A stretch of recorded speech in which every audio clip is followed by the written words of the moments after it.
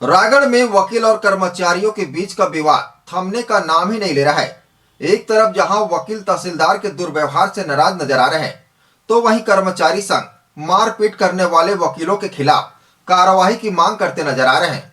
रायगढ़ तहसीलदार द्वारा वकीलों के साथ लगातार किए जा रहे दुर्व्यवहार से आक्रोशित होकर शुक्रवार को वकील रैली लेकर एसडीएम दफ्तर पहुंचे। तहसीलदार चोर है कि नारे लगाते हुए वकीलों का समूह राजस्व विभाग के दफ्तर के अंदर आ गए, जहां पर एसडीएम दफ्तर के एक कर्मचारी के साथ वकीलों ने मारपीट की घटना की जानकारी मिलते ही अपर कलेक्टर, एसडीएम व पुलिस एसडीएम कार्यालय पहुंची, जहां अपर कलेक्टर ने वकीलों की शिकायत पर संज्ञान लेने का आश्वासन दिया। अपर कलेक्टर और एसडीएम से चर्चा में वकीलों ने तहसीलदार के निलंबन की मांग की और बार रूम की ओर रवाना हो गए।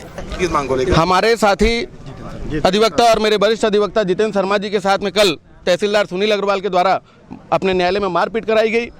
अपने लोगों से जो है धक्का मुक्की कराई गई और गाली गलौज करके अपमानित करते हुए उन्हें धक्के मार के बाहर निकाल दिया गया। मेरे ये समझ में नहीं आता कि एक ऐसा प्रशासन है जो एक गिरवानी के दुकानदार, इनकी दुकान है गिरवानी में हार्डवेयर की, उस दुकान में बैठ के जो व्यापारी व्यापार करता था वो रायगढ़ का तहसीलदारी कर रहा है। लगातार फैसले बिना किसी मतलब के जो है वो प्रोसीडिंग को कंप्लीट करके अपने बैग में रख लिया जाता है।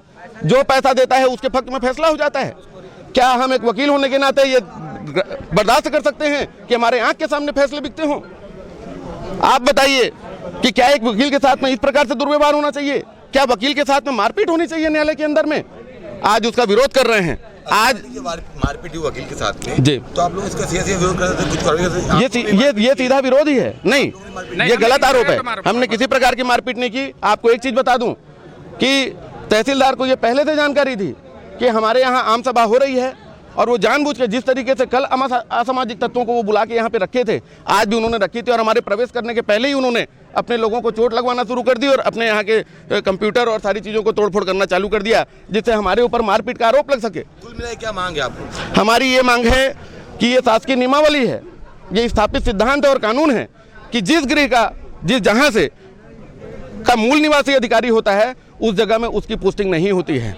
लेकिन इसके बावजूद सारंगढ़ में इनके ऊपर भ्रष्टाचार का आरोप लगा। उस आरोप में समझौता करा दिया गया वरिष्ठ अधिकारियों के द्वारा और इनका यहाँ रायगढ़ पदस्थापना के दौरान इनका सारंगढ़ ट्रांसफर किया गया। लेकिन अभूतपूर्व तरीके से वो ट्रांसफर जो है वो 3 दिन में रोक दिया गया और लगातार यहाँ पे फैसले बिक रहे हैं। क्या एक गरीब आदमी जो बिना चप्पल के तहसील में न्याय पाने के लिए आता है, क्या उसे करोड़ों रुपए की कमाई करना उचित है?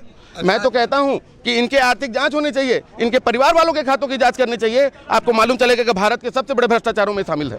अगर आज के आप लोगों को विरोध के बाद भी कोई कार्रवाई नहीं होती तो क्या करेंगे आगे? अनिश्चितकालीन हड़ताल और पूरे रेवेन्यू बोर्ड, और यही नहीं, ये जिला अधिवक्ता संघ का प्रण है कि पूरे छत्तीसगढ़ में रेवेन्यू कोर्ट के जो अधिवक्ता हैं और जिलाओं के अधिवक्ता हैं सबको संगठित किया जाएगा और पूरी व्यवस्था ही बदलने का प्रयास किया जाएगा। फिर वहीं दूसरी ओर अपने कर्मचारी साथी की वकीलों द्वारा की गई पिटाई से अधिकारी कर्मचारी फेडरेशन बौखला गया और पूरे जिले में काम बंद करने का ऐलान करते हुए अपने अपने दफ्तरों से बाहर निकल आए और जिला कलेक्टर के कार्यालय के बाहर धरने पर बैठ गए। अधिकारी कर्मचारी फेडरेशन के आह्वान पर जिले के सभी ब्लॉक में तहसील कार्यालय सहित सभी सरकारी दफ्तरों से अधिकारी कर्मचारी काम छोड़कर बाहर निकल आए। कर्मचारी साथी के समर्थन में कर्मचारी संगठन के पदाधिकारी भी जिला कलेक्टर कार्यालय के कैंपस पहुंचे, जहां सभी अपने साथी के समर्थन में धरने पर बैठ गए और दोषी वकीलों की गिरफ्तारी की मांग कर रहे हैं। अधिकारी कर्मचारी फेडरेशन का कहना है कि जब तक गाली गलौज और मारपीट के दोषी वकीलों की गिरफ्तारी नहीं होगी, कोई भी अधिकारी कर्मचारी काम पर नहीं जाएगा। वकीलों का यह कहना था कि तहसील कोर्ट में वकीलों के साथ में दुर्व्यवहार किया गया है, तो जिससे हम लिखित में आवेदन देना चाहते हैं, तो जांच करके नियमानुसार कार्रवाई की जाएगी। सर, वकीलों ने भी आके यहाँ तोड़फोड़ की, मारपीट की कर्मचारियों से यहाँ? नहीं, अगर उसमें कार्यालय के अंदर घुस करके मारपीट किया गया है तो उसके विरुद्ध में एफआईआर दर्ज की जाएगी। कई सारे आरोप भी लगा रहे हैं तहसीलदार साहब के ऊपर भी, उन पर क्या कहना चाहेंगे आप? मतलब जिसका काम नहीं होता वो तो आरोप लगाते रहते हैं। देखो, दो पक्ष का वकील होता है, दोनों में किसी एक का ही काम होगा, लेकिन दोनों के पक्ष में नहीं हो सकता। जिनके विरोध में कोई फैसला जाता है तो उसके विरोध करते हैं।